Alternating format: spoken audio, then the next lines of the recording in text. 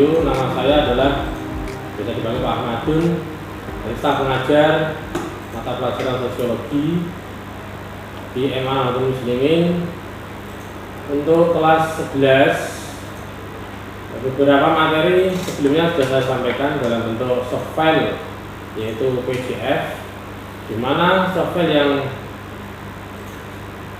anak-anak terima itu sudah sama dengan modul yang anak terima, sehingga nanti di dalam kegiatan pembelajaran saya akan memandu cara membaca dan cara mengolah, mengerjakan dan mengirim tugas lewat aplikasi Google Classroom. Anak-anak yang saya cintai, pada pertemuan tatap muka versi daring ini saya akan sampaikan bahwa materi bab 1 menjelaskan tentang kelompok sosial, di mana dalam kompetensi inti pada KI 3 memahami, menerapkan dan menganalisa pengetahuan faktual, konseptual dan prosedural. Kemudian kompetensi dasar dalam bab kelompok sosial memahami pengelompokan sosial di masyarakat dan sudut pandang dan pendekatan sosiologis. Kemudian materi yang akan dijalani dalam pembelajaran kelompok sosial meliputi dasar-dasar pembentukan kelompok sosial, kemudian berbagai bentuk dan jenis kelompok-kelompok kepentingan di masyarakat, kemudian karakteristik khusus atau partikularisme dan eksklusivisme kelompok. Baik, anak-anak yang saya cintai, terkait materi bab kelompok sosial, di dalam tinjauan sosiologi ada beberapa definisi terkait kelompok sosial oleh beberapa ahli. Sebelumnya, bahwa kelompok sosial itu mengandung makna bahwa manusia tidak bisa hidup tanpa orang lain. Manusia merupakan makhluk sosial, di mana membutuhkan orang lain dan membutuhkan orang lain dalam kehidupan, dalam memenuhi kebutuhan.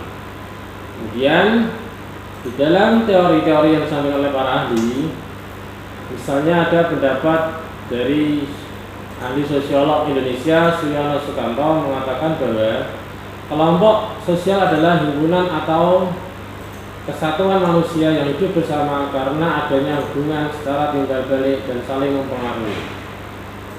Pendapat Suyono Sukanto ini mengatakan kalau kita jabarkan bahwa manusia ini sebenarnya tidak mungkin hidup sendiri di alam atau di dunia ini tanpa ada orang lain. Nah, sebagaimana kita runut, contoh misalnya orang bisa memakai baju itu tanpa keterlibatan orang lain, tidak mungkin baju itu dipakai. Misal ada petani yang menanam kapas, kemudian ada pabrik yang mengolah kapas, mengolah benang, ada lagi pabrik yang mengerjakan pembuatan kain dan pewarna, kemudian melibatkan penjahit. Dari situ aja sudah dapat dipahami bahwa manusia di dalam memenuhi kebutuhan tidak mungkin bisa secara pribadi. Kemudian ada pendapat dari ahli Hendro Puspito bahwa kelompok sosial adalah kelompok yang nyata, teratur dan tetap dari individu yang melaksanakan perannya secara berkaitan guna mencapai tujuan bersama. Kelompok ini nyata artinya bahwa kelompok ini bisa terbukti keberadaannya, bisa perannya dan bisa statusnya. Kemudian yang ahli dari kelompok lain, pendapat dari luar negeri misalnya Robert K. Merton, kelompok sosial adalah jumlah orang yang saling berinteraksi sesuai dengan pola yang mapan. Jadi interaksi dibangun karena ada hubungan antara satu dengan yang lain. Kemudian kelompok ini terbentuk tentunya memiliki syarat dan ciri kelompok sosial.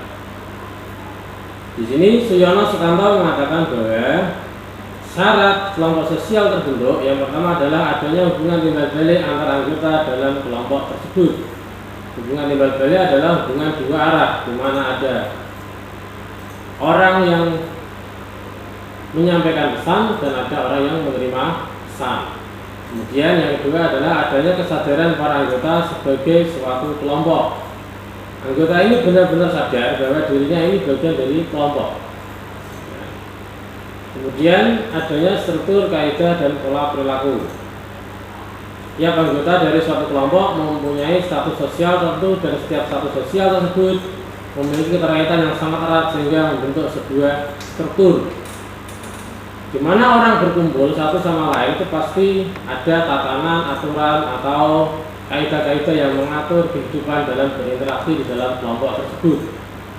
Jadi masyarakat yang normatif istilahnya, masyarakat yang memegang nilai-nilai dan norma-norma yang diakui secara bersama-sama dan diikuti.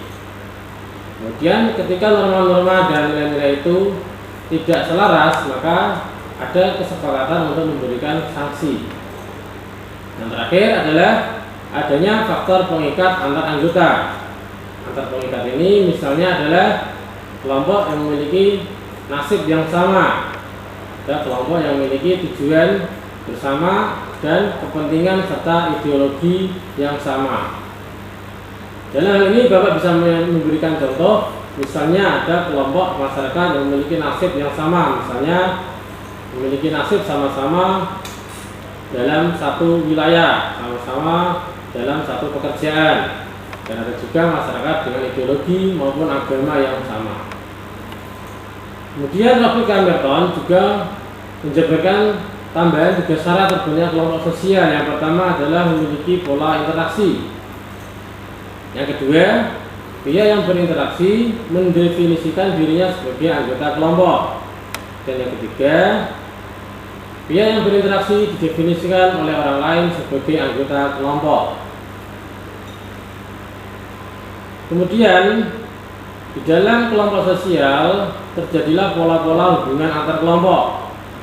Pola-pola ini dibangun karena satu akulturasi. Akulturasi terjadi bila kebudayaan dua kelompok ras berbaur dan berpadu menjadi satu kebudayaan yang sama.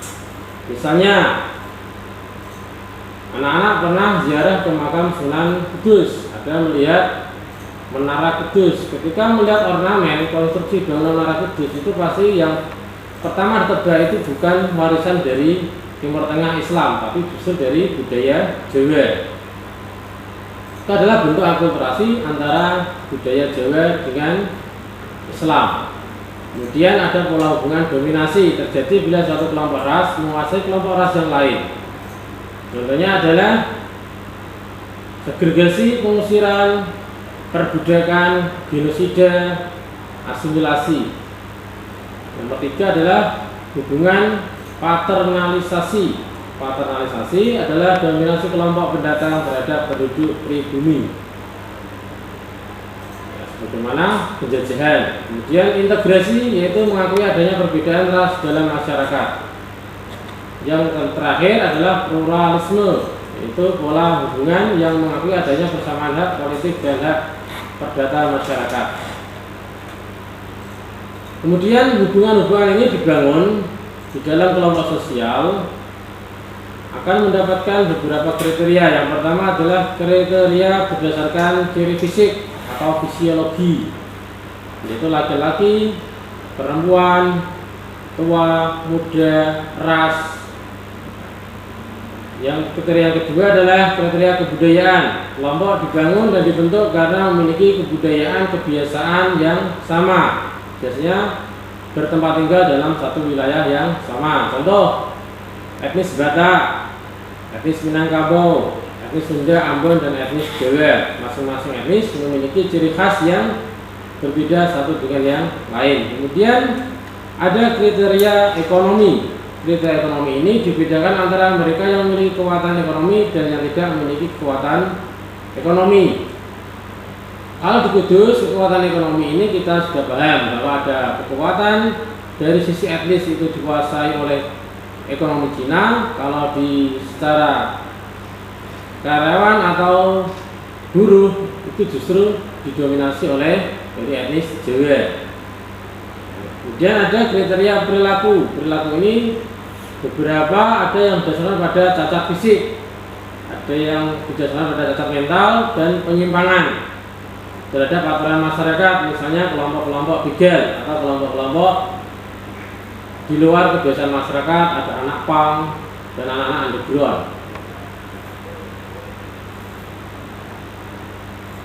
Demikian materi secara singkat anak-anak yang saya sampaikan. Nanti lebih lanjut untuk diskusi bisa melalui Google Classroom. Selain itu, tugas yang selanjutnya akan kita sampaikan di pertemuan berikutnya. Untuk materi-materi yang lebih spesifik kita sampaikan melalui PPT atau tampilan yang lebih detail serta contoh-contohnya. Demikian yang saya sampaikan pertemuan hari ini. Assalamualaikum warahmatullahi wabarakatuh.